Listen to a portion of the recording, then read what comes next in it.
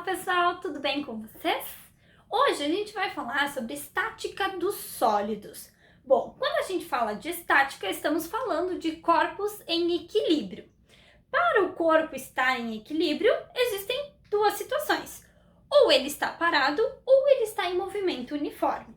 Nestas duas situações, a gente tem, agindo sobre o corpo, forças. E para a gente poder calcular essas forças que estão agindo, existem três métodos diferentes: o método da decomposição, o método poligonal e o teorema de Lame. Resolvendo então agora pelo método da decomposição. Bom, aqui eu fiz um desenho do exercício que a gente vai analisar hoje. Eu tenho um sólido, ele está em equilíbrio, ou seja, a gente vai estudar esse sistema dentro da estática dos sólidos, Bom, eu tenho aqui três forças segurando o meu bloco. Esse bloco tem uma massa de 2 kg. Quais são as forças envolvidas? Aqui eu tenho um fio, então neste fio aqui eu tenho uma tração. Aqui neste fio e neste outro fio também eu tenho tração. Então aqui tração e aqui também tração. Bom, como todas essas forças são as mesmas, Porque eu estou trabalhando com fios que estão sustentando o meu bloco, eu vou ter que dar um nome diferente para elas. Então, eu vou chamar de 1, 2 e 3. Bom, primeira coisa que eu tenho que analisar pelo método da decomposição. Eu tenho que analisar separadamente as forças que atuam em X e as forças que atuam em Y. Porém, eu tenho essa força aqui, que ela está na diagonal, ou seja, ela atua em X e em Y ao mesmo tempo. Para isso, eu vou fazer um desenho para entender um pouquinho melhor.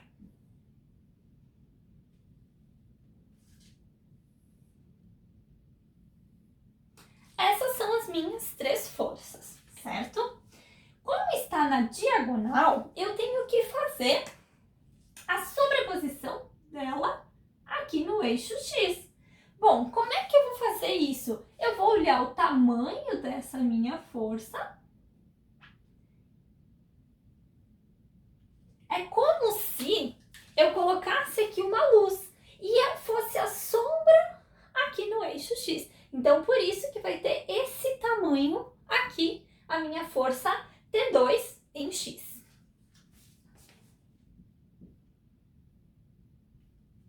Bom, e no eixo Y, No eixo Y, a mesma coisa, é como se eu tivesse uma lanterna aqui, a sombra dela.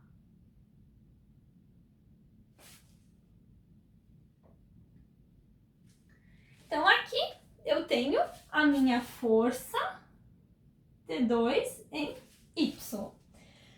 Muito bem, então agora a gente já analisou as forças. A gente tem aqui a tração neste fio aqui, a gente tem a tração nesse fio e essas duas trações, que foram divididas por conta que estava na diagonal. Bom, o que ainda a gente pode analisar antes de fazer os cálculos? O que acontece? Se eu tenho aqui esses dois valores, como é que eu vou resolver? Se eu não sei nem quanto vale essa força, como é que eu vou saber quanto vale cada uma delas? Então, a gente vai resolver por seno e cosseno. Primeiro, a gente sabe que o ângulo é esse aqui em cima. Logo, ele é o mesmo que este aqui embaixo. Então, vamos analisar pelo seno.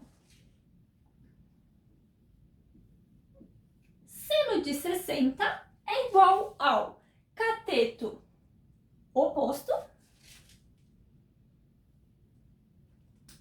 Aqui no caso, o seno desse ângulo, qual é o cateto oposto? O que estaria aqui, que é a mesma coisa que esse, T2Y. Dividido pela hipotenusa, que é o meu T2. Muito bem, agora o cosseno de 60. Cosseno de 60 graus é o cateto adjacente. Então, é esse daqui dividido pela hipotenusa. Muito bem, agora a gente sabe quanto vale cada uma das forças. Aqui no caso, T2 em X, T2 em Y e o T1 e o T3. Bom, mais uma análise importante do T3. Aqui tudo está em equilíbrio. Logo, esse T3, a gente tem que fazer uma análise aqui. Eu tenho no meu objeto o peso que está puxando para baixo. Como está tudo em equilíbrio e neste bloquinho as únicas forças que eu tenho, T3 e o P, o peso, né, são as mesmas. Por quê? Se está tudo em equilíbrio e só tem essas duas, logo uma é igual à outra. Então eu vou escrever aqui. T3 é igual ao peso, né? Em módulo, porque a gente não sabe o sentido dela, né? Muito bem. Tá. Se caso você ainda não lembra, né? Qual é a fórmula do peso? Peso é igual a massa vezes gravidade. Se o exercício aqui diz que a massa é 2, a gente assume que a gravidade é 10, né? Mas a gente sabe que é 9,8. Então, o meu peso é igual a 20 newtons. Muito bem. No método da decomposição, a gente tem que fazer o somatório do x e o y, que nem eu falei. Então, todas as forças em x tem que ser igual a 0. Quais são todas as forças em x? Bom, eu tenho aqui, vou analisar por esse, a atração, né, que ela está puxando nessa direção, porque está presa na parede, né, e o T2 para o outro lado. Então, eu tenho T1 menos T2x. Por que menos? Porque estão em sentidos contrários.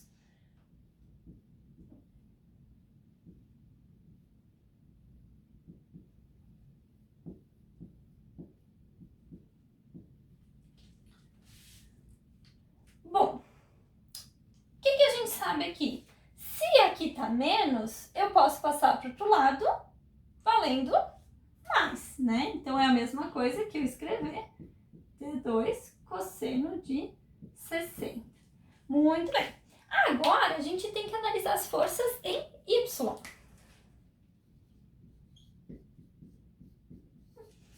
O somatório das forças em Y é o quê?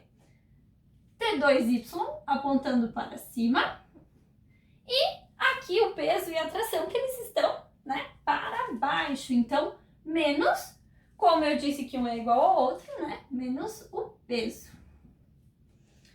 Bom, não falei antes, né, mas por que igual a 0? Porque tá tudo em equilíbrio. Então, logo tem que ser igual a 0, não pode ter aceleração o meu sistema. O que eu sei aqui? T2y é a mesma coisa do que seno de 60 vezes T2. Peso tá positivo, negativo, né? Desculpa, passa para o lado positivo. Ou seja, quanto vale o meu T2? Vai ser o peso, que é 20, dividido pelo seno de 60.